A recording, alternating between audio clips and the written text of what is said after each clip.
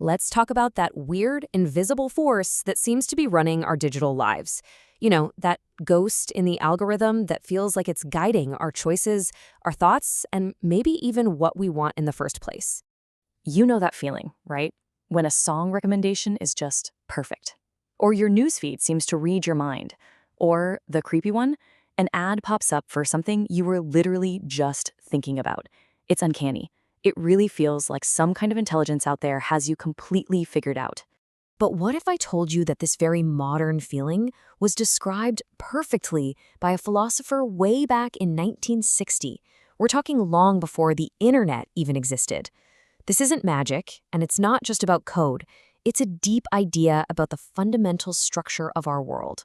To really understand our digital world, we've got to go back to the French philosopher Jean-Paul Sartre. Now, you probably know him for existentialism, all that existence precedes essence stuff, but it's one of his lesser-known works, The Critique of Dialectical Reason, that actually holds the key to this whole puzzle. He came up with this concept called the practico-inert. I know it sounds super academic and complicated, but the idea itself is actually pretty simple. Praxis is just a fancy word for our living, purposeful actions, the stuff we do every day. The practical inert is what happens when that praxis gets kind of baked into the material world around us, becoming worked matter, where our actions leave a permanent mark. And this is where it gets really fascinating. Sartre wrote that when our actions get materialized, they change.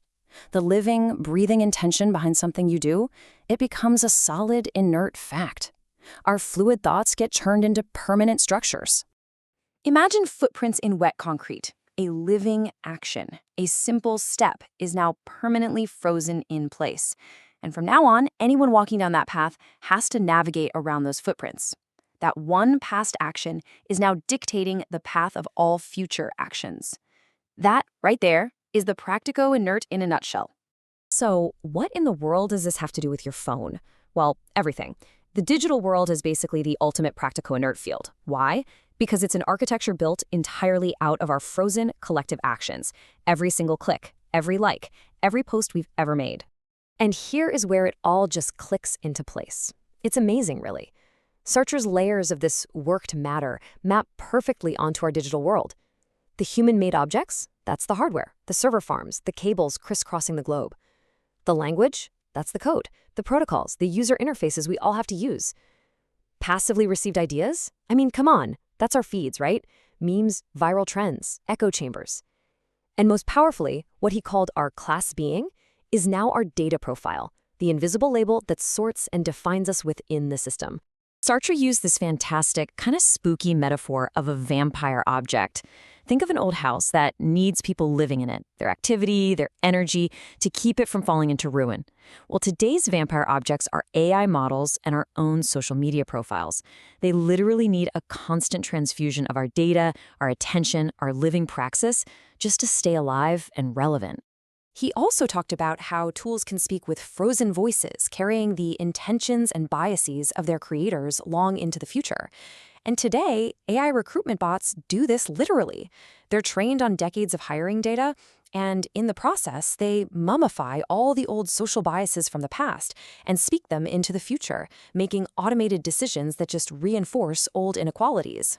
And this brings us to what might be the most personal effect of all this. Our online profile essentially becomes a digital mummy. It's a collection of all our past actions, our dead data, all wrapped up to define who we are.